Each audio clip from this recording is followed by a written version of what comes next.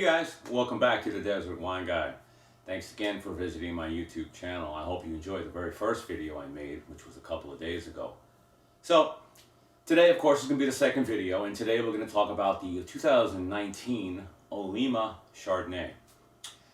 This is the wine I picked up actually at ABC Fine Wine and Spirits, a very popular place out here in Florida. It's a chain store. Stores are, fairly on the big side. So I paid $21.99 for this wine. Okay, now you get on their website, you can get the 2020 or 2021 varietal for $15.99.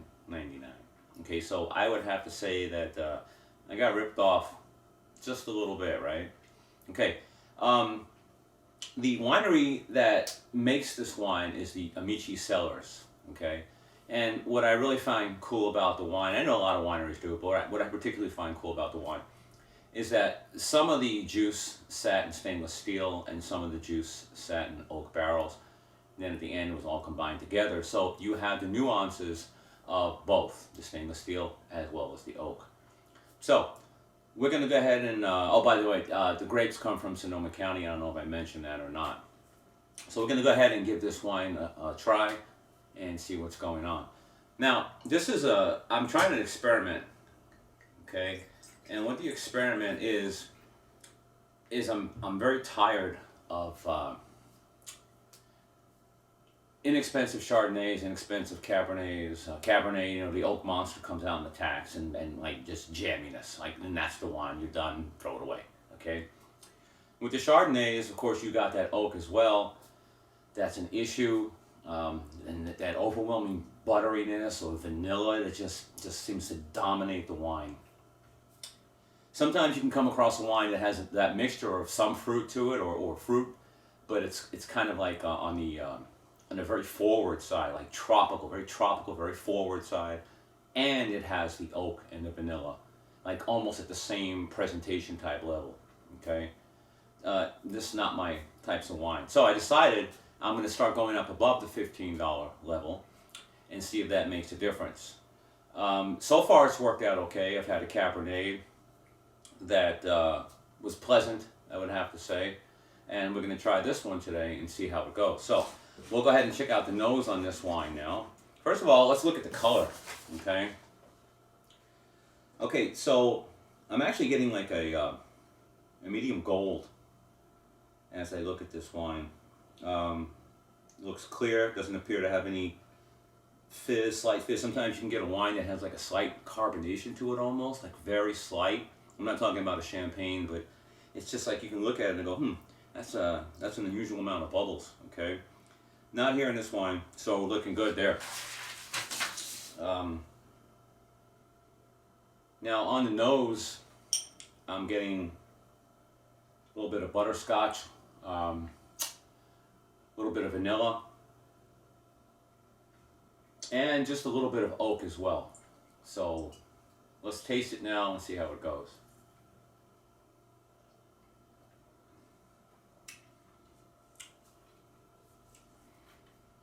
Definitely getting a little bit of oak. As far as butteriness goes, very little, maybe mostly on the finish.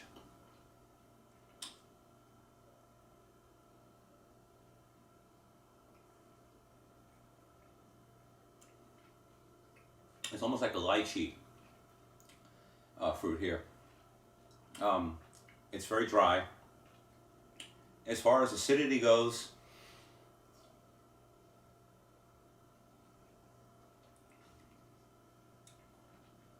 there is some, not a lot.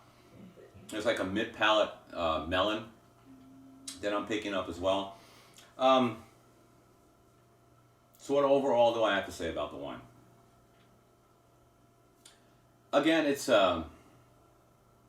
see, I'm very sensitive to that oak, okay? I don't like oak in my whites, okay? Definitely deal with some nice French oak in my cabs, okay? But not too much in my whites. So for me, this is kind of coming to a level where it's almost too much, okay? I'm definitely picking it up. and it seems to dominate the wine overall.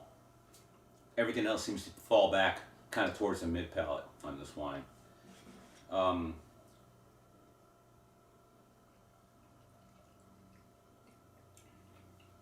As far as body goes, it's a medium body wine. Is it offensive? No, it's not offensive.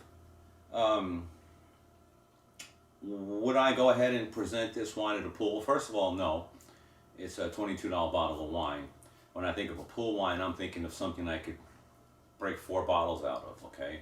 Something also that the average non-wine wine drinker will taste and not say, ooh, what was that? Oh, what's that weird note? Right, something that has to be smooth. And it just has to be smooth, maybe even a little bit on the sweeter side. Not too much. I'm not talking about a wine cooler here. But something a little bit on the sweeter side. This is not the wine I would peg for that either. This is, if you like Chardonnay and you like Chardonnay a little bit on the oakier side, this is probably for you. So, would I say it was a bad wine, like I said earlier? No, it's not a bad wine. Would I say it was a great wine, something to write home about? No, not that either. I'd probably end up in the end saying that it's okay. It's just an okay wine. For $21.99, I'm expecting a little bit more than an okay wine. Okay, maybe the $15 they have on their website.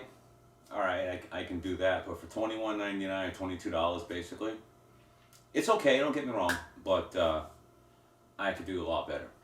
Well, so by the way, it is cork sealed, the bottle, real cork, by the way, which I think is really cool.